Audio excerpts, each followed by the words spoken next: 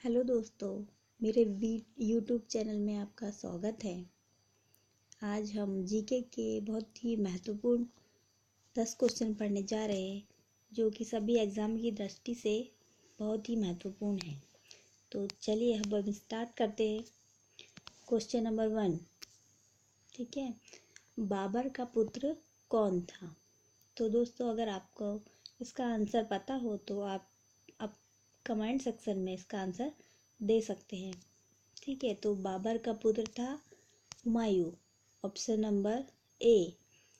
ठीक है, तो चलिए अब हम हुमायूं के बारे में थोड़ी जानकारी प्राप्त कर लेते हैं। हुमायूं हुमायूं मुगल वंश के संस्थापक बाबर का पुत्र नसरुद्दीन हुमायूं था। ठीक है, तो ये किसका पुत्र था, आप ये याद रखिएगा। अगला क्वेश्चन बनता है कि हुमायूं 29 दिसंबर 1530 को आगरा में 23 वर्ष की अवस्था में सिंहासन पर बैठा था। ठीक है, तो ये याद रखिएगा कब बैठा था, 29 दिसंबर 1530 को, और कहाँ पर, आगरा में, 23 वर्ष की उम्र में। और इसके पहले जब वह गद्दी पर बैठने से पहले हुमायूं बदखसा का सूबेदार था। तो ये आप याद रखिएगा कि किसका सूबेदार था। तो इससे ही 3-4 क्वेश्चन बनते हैं दोस्तों, तो आप ये याद रखिएगा, बहुत ही इम्पोर्टेंट है। चलिए अगला क्वेश्चन पढ़ते हैं। शाहजहां किस वंश का शासक था? तो दोस्तों, अगर इसका आपको आंसर पता है तो कमेंट सेक्शन में दीजिए इसका आंसर। तो शाहजहां शासक था मुगल वंश का। ठीक है, ऑप्शन नंबर ए। तो आप चलिए इसके बारे में भी थोड़ी सी जानकारी प्राप्त कर लेते हैं। शाहजहां मुगल वंश का शासक था, ये हमने पढ़ा अभी। और शाहजहां के बचपन का नाम था दोस्तों खुर्रम, ये आप याद कर रखिएगा। ये आपको किसी भी एग्जाम में पूछा जा सकता है, क्या था, खुर्रम। ठीक है, और इनका जन्म हुआ था 5 जनवरी 1592 को लाहौर में हुआ था। ये भी एक इम्पॉर्टेंट क्वेश्चन है। और ये देख लेते हैं कि खुर्रम का विवाह आसम खां की पुत्री अर्जुमंद बानो बेगम से हुआ था। यहाँ पे भी एक क्वेश्चन बनता है कि इनका विवाह किससे हुआ था। तो मैंने आपको बताया, वैसे ही जो शाहजहां था उन जिनका विवाह जिसके साथ में हुआ था, कासम खां की पुत्री अर्जुमंद बानो, तो इन्हें शाहजहां ने मल्लिका ए जमानी की उपाधि दी गई थी। ठीक है, चलिए अगला क्वेश्चन पढ़ते हैं। प्लासी का युद्ध किस वर्ष में लड़ा गया था? तो दोस्तों, आप इसको पता हो तो आप कमेंट सेक्शन में दीजिए। तो इसका आंसर है ऑप्शन नंबर सी। ठीक है, 17। तो ऑप्शन नंबर 3 हम पढ़ते हैं, प्लासी का युद्ध किस वर्ष में लड़ा गया था? तो यह लड़ा गया था ऑप्शन नंबर सी, 1757 ईस्वी में। ठीक है दोस्तों, तो अब हम इसके बारे में पढ़ लेते हैं कि यह किन दो लोगों के बीच में लड़ा गया था। तो यह 23 जून 1757 ईस्वी में अंग्रेजों के सेनापति रॉबर्ट क्लाइव एवं बंगाल के नवाब जो होते हैं सिराजुद्दौला के बीच में हुआ था। दोस्तों ये याद रखना, ये भी यहाँ से भी एक इम्पॉर्टेंट क्वेश्चन बनता है कि यह किन दो लोगों के बीच में लड़ा गया था, जिसमें जो बंगाल का नवाब था सिराजुद्दौला, इसकी हार हुई थी। और वो किस रीज़न से हुई थी, इसका जो सेनापति था मीर जाफर के धोखाधड़ी के कारण। तो ये याद रखिएगा दोस्तों। नेक्स्ट क्वेश्चन है क्वेश्चन नंबर 4, नहरों का देश किसे कहते हैं? तो दोस्तों ये तो आपको पता होना चाहिए। ठीक है, तो इसका आंसर है ऑप्शन नंबर बी, पाकिस्तान। ठीक है दोस्तों, नहरों का देश कौन कहलाता है? पाकिस्तान कहलाता है। अगला क्वेश्चन है, यदि कोई सितारा सूर्य से बड़ा है किंतु उसमें उससे 2 गुना बड़ा नहीं है, तो वह एक में खालिस्तान में परिवर्तित हो जाता है। तो यह परिवर्तित हो जाता है पल्सर में, ऑप्शन नंबर ए। तो ये याद रखिएगा दोस्तों, अगर हम इसके बारे में डिटेल में बनाएंगे तो यह वीडियो बहुत ही बड़ा हो जाएगा, तो इसके हम एक अलग से सेपरेट वीडियो बनाएंगे। चलिए अगला क्वेश्चन पढ़ते हैं। क्वेश्चन नंबर 6, आकार के संदर्भ में पृथ्वी हमारे सौरमंडल में किस क्रमांक पर आती है? तो यह आती है ऑप्शन नंबर सी, सॉरी दोस्तों, ऑप्शन नंबर ए, 5वें स्थान पर। ठीक है, तो ये आप याद रखिएगा। तो और हम अब थोड़ा सा पृथ्वी सौरमंडल के बारे में पढ़ लेते हैं डिटेल में। पृथ्वी आकार में पांचवा सबसे बड़ा तथा सूर्य से तीसरा ग्रह है। तो आप इसका क्रम याद रखिएगा दोस्तों कि पृथ्वी आकार में पांचवा सबसे बड़ा तथा सूर्य से कौन सा तीसरे नंबर का ग्रह है। ठीक है, यह सौरमंडल का एकमात्र ग्रह है जिस पर जीवन है। ठीक है, तो अब हम इसके बारे में पढ़ते हैं कि इसका विषुवतीय व्यास कितना होता है। ठीक है दोस्तों, तो इसका विषुवतीय व्यास होता है 12,756 किलोमीटर और इसी का ध्रुवीय व्यास होता है 12,714 किलोमीटर दोस्तों। तो आप ये याद रखिएगा कि विषुवतीय व्यास कितना होता है और ध्रुवीय व्यास कितना होता है पृथ्वी का। ठीक है, और यहाँ पे एक और इम्पोर्टेंट क्वेश्चन बन रहा है। देखिए, पृथ्वी अपने अक्ष पर कितना झुकी होती है। तो आपका आंसर होगा 23.1/2 अंश।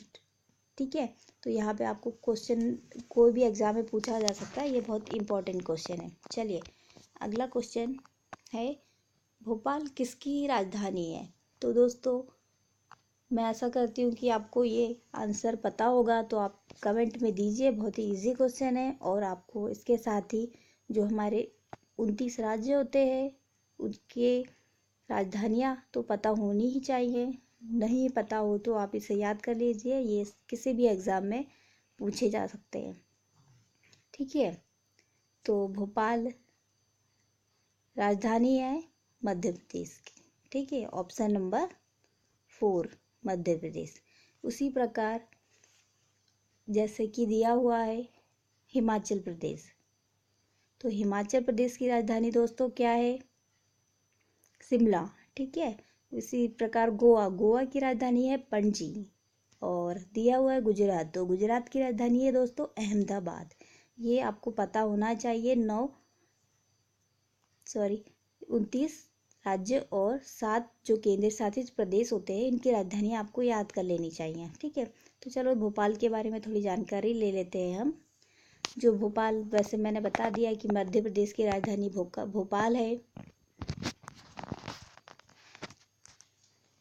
और भोपाल को एक और चीज़, बहुत ही इम्पोर्टेंट क्वेश्चन है, भोपाल को क्या कहा जाता है, झीलों की नगरी कहा जाता है। क्योंकि यहाँ पे क्यों कहा जाता है, क्योंकि यहाँ बहुत सारे छोटे बड़े तालाब है।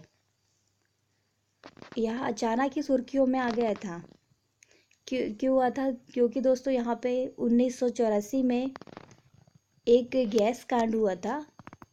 ठीक है, मिथाइल आइसोसाइनाइड गैस के रिसाव से, इसलिए यहाँ तो और मतलब इसके कारण और भी ज़्यादा फेमस प्रसिद्ध हो चुका था। ठीक है दोस्तों, चलिए अगला क्वेश्चन पढ़ते हैं हम।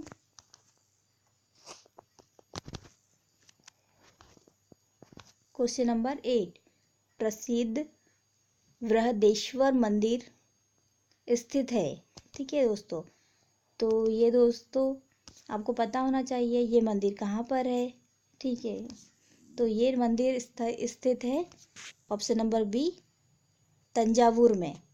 तो इस मंदिर के बारे में थोड़ी सी जानकारी प्राप्त कर लेते हैं।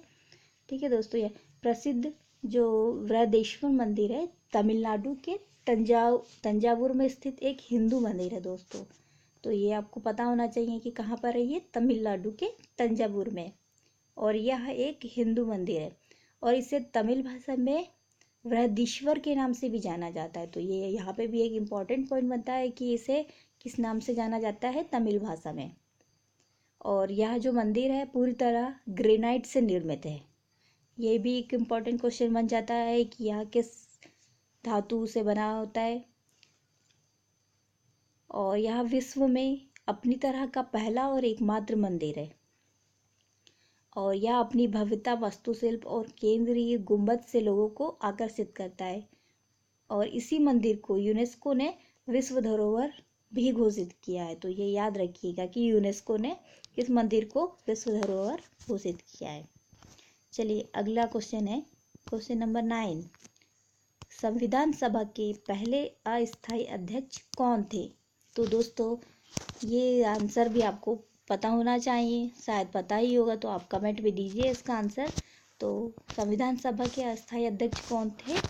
तो है ऑप्शन नंबर 4 डॉक्टर सच्चिदानंद सिन्हा। चलिए अब हम इनके बारे में थोड़ा सा पढ़ लेते हैं। जो डॉक्टर सच्चिदानंद सिन्हा भारत के जो प्रसिद्ध सांसद, शिक्षाविद, अधिवक्ता तथा पत्रकार थे और यह भारत के संविधान सभा के अस्थायी अध्यक्ष थे। बिहार को बंगाल से पृथक राज्य के रूप में स्थापित करने वाले लोगों में इनका नाम प्रमुख स्थान पर है दोस्तों। तो यहाँ पे एक इम्पॉर्टेंट पॉइंट ये होता है कि इनका स्थान क्या था।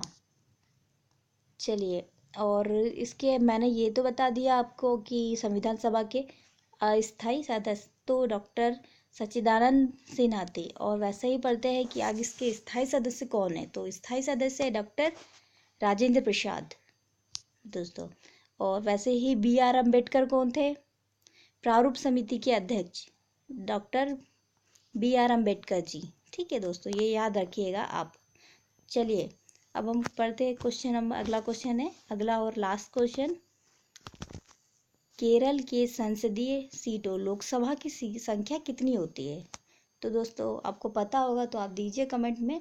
तो इसका आंसर है ऑप्शन नंबर C 20 मतलब 20।